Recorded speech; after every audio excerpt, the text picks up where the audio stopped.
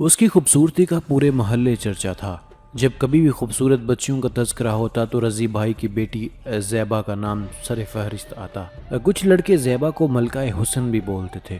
सिर्फ इतना ही नहीं, ज़ैबा न सिर्फ मलकाए हुस्न थी बल्कि वो मलकाए करार भी थी।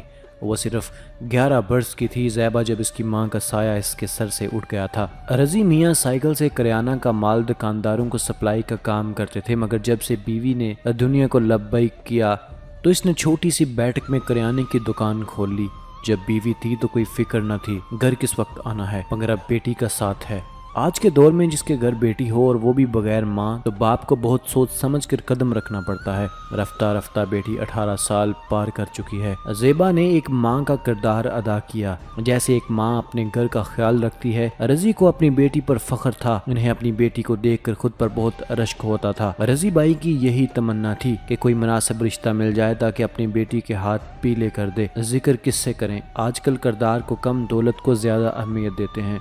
रज़ी भाई ने कुछ पैसे जोड़ रखे थे, मगर बीवी की बीमारी में एक एक पैसा खत्म हो गया था। थोड़ा कर्ज भी हो गया था जो उन्होंने रफ्ता रफ्ता सब चुका दिया था। एक दिन इनके पड़ोस में से अरशद भाई इनके पास आए, सलाम दवा हुई और फिर जिक्र छेड़ा, बेटी के हाथ पीले कब कर रहे हो। रज़ी भाई ने एक लंबी सांस ली और अरशद भाई की तरफ देखा और बोले, कौन बाप ऐसा है जो अपनी बेटी को रुखसत करना नहीं चाहता, मगर भाई देने के लिए कुछ हो तो सही। रज़ी की बात सुनकर अरशद भाई बोले, दुनिया में हर तरह के लोग हैं, आपकी बेटी में वो सारी खूबियां हैं जो एक लड़की में होनी चाहिए। एक लड़का है मेरी नज़रों में, वो बहुत नेक है, नमाज रोज़े का पाबंद है, मगर पैसे वाला नहीं है। किराए का ऑटो चलाता है, वालिदैन का इंतकाल हो चुका है, एक छोटा सा मकान है, मगर इतना कमा लेता है कि आपकी बेटी को वो सब कुछ देगा जो कि बीवी का हक होता है। अगर तुम कहो तो मैं बात करूं, मेरी पूरी गारंटी है इसके अच्छे किरदार की। रज़ी भाई ने कुछ देर न लगाई और हाँ कह दिया। देखते देखते बेटी की रुखसती हो गई।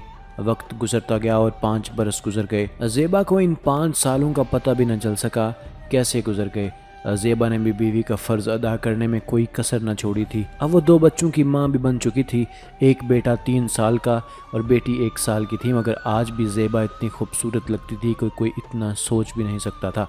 ज़ेबा ने सोचा कि बच्चों की पैदाइश पर कुछ गरीब बच्चों को खाना खिलाएगी। इसने अपने शोहर के सामने अपनी ख्वाहिश रखी तो शोहर ने हाँ करने में लम्हा नहीं लगाया, बल्कि इसे अच्छा लगा। इसके शोहर ने एक दिन पहले घर के पीछे झुग्गी में रहने वाले बेहद गरीब लोगों की गिनती करके हिसाब लगाया कितना खाना बनना चाहिए, और अगले दिन खुद ज़ेबा ने खाना बनाया और शाम को इसका शोहर खुद झुग्गियों में खाना तकसीम करके आया। इसके बाद कुछ खाना बच गया। ज़ेबा के शोहर ने कहा, यहाँ से कुछ किलोमीटर की दूरी पर फ्लाईओवर के नीचे रात में कुछ गरीब लोग रात बसर करते हैं, मैं ऑटो से जाकर ये खाने की थैलियों को इन्हें दे आता हूँ। मगर ज़ेबा का शोहर वापस नहीं आता। इसी तरह 1 घंटे से ज्यादा हो जाता है, मगर ज़ेबा का शोहर वापस नहीं आता। इतने में 2 पुलिस वाले ज़ेबा का दरवाजा खटखटाते हैं। ज़ेबा बाहर आती है। पुलिस वाले पूछते हैं, ज़ेबा आपका नाम है? हाँ मेरा नाम है।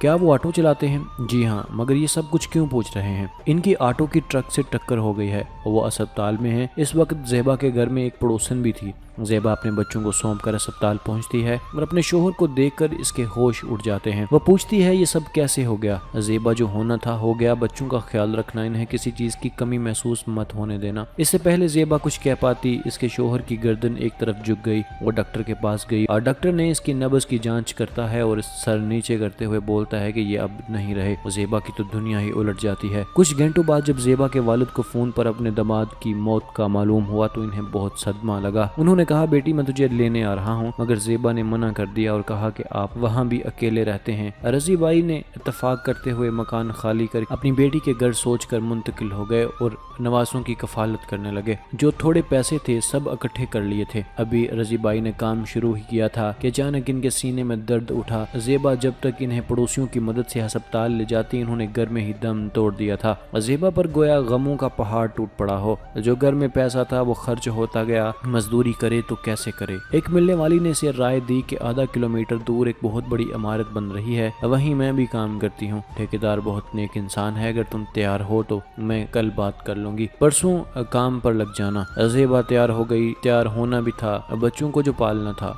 और मकान का किराया भी देना था, मगर एक दिन चक्कर खाकर गिर पड़ी। इसका जिस्म बुखार से तप रहा था। ठेकेदार से बात करके इसको घर ले आए। 8-10 दिन घर पर ही गुजर जाते हैं। बड़ी मुश्किल से वो काम पर जाती है। इत्तेफाक से इस दिन ठेकेदार का मालिक आ जाता है। इसकी नजर ज़ेबा पर पड़ जाती है और मालूम हुआ कि ये एक बेवा है और 2 बच्चों की माँ है। ठेकेदार इसे कहता है कि अगर ये खाना बनाना जानती है तो मेरे घर पर आ जाया करे, हम सिर्फ 3 लोग हैं, हम इसे तनख्वाह के साथ साथ खाना भी खिला देंगे। ठेकेदार कहता है मगर तुम साफ सुथरा लिबास पहनना, मालिक को गंदगी बिल्कुल पसंद नहीं। ज़ेबा को लगता है अब वो अपने बच्चों की परवरिश अच्छी तरह कर सकेगी। अब इसके दिन सुकून से गुजरने लगे। एक रोज बावर्ची खाने में काम कर रही थी, तभी मालकन आकर कहती है कि मैं किसी काम से बाहर जा रही हूँ, साहब को बोलना मैं शाम तक आऊंगी, वो दोपहर के खाने पर मेरे मुंतजिर ना हो।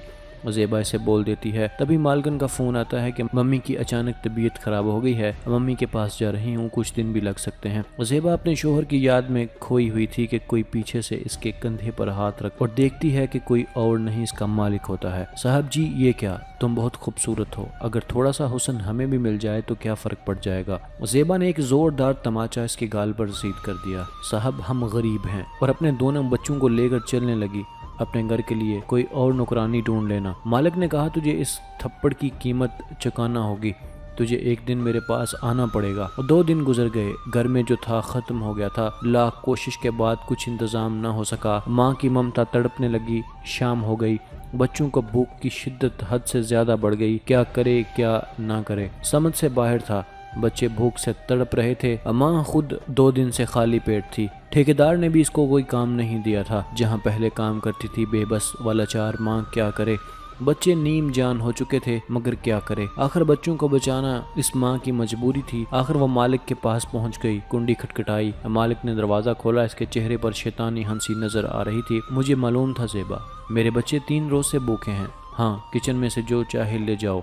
ज़ेबा किचन में जाकर दूध, डबल रोटी, सब कुछ एक टोकरी में भरकर जैसे ही निकलती है, मालिक हाथ पकड़ लेता है। इसकी कीमत अदा करनी होगी, तुम जो कहोगे मैं करूंगी, पर अब मुझे जाने दो। मालिक ने कहा मैं एडवांस नहीं देता। इतना कहते ही ज़ेबा का हाथ पकड़कर कमरे में ले जाता है। फिर क्या था, औरत की इज्जत तार तार हो जाती है। कुछ देर बाद खाने की टोकरी ज़ेबा के हाथ में थमाते हुए बोलता है जब राशन खत्म हो जाए तो चली आना, मैं मजदूरी में कंजूसी नहीं करता और ना ही दराजी करता हूँ। ज़ेबा टोकरी लेकर तेज कदमों से अपने बच्चों की तरफ जाती है और बच्चों को खाना खिला ही रही थी कि पुलिस आई और मालिक ने कहा कि इसी ने मेरे घर में चोरी की है। ज़ेबा बेचारी बेबस थी, बोली नहीं मैंने चोरी नहीं की। मालिक ने इसकी टोकरी की तरफ इशारा किया। टोकरी में देखते हैं इसमें कुछ रुपए भी होते हैं। मालिक बोला यही मेरे पैसे हैं। मैंने इसकी परेशानी देखते हुए कहा था मगर ये नमक हराम पैसे चुरा लाई। फिर पुलिस वाले इस मासूम को थाने ले गए और अपनी मनमानी के लिए इसे छोड़ दिया। वो बेबस, वो लाचार और भागी हुई अपने घर पर आई। बच्चे रोते रोते थक कर सो चुके थे। आज वो रब से यही शिकवा कर रही थी कि कब तक गरीब औरत बच्चों की खातिर पब्लिक प्रॉपर्टी बनती रहेंगी। या अल्लाह औलाद दे तो गरीबी ना दे,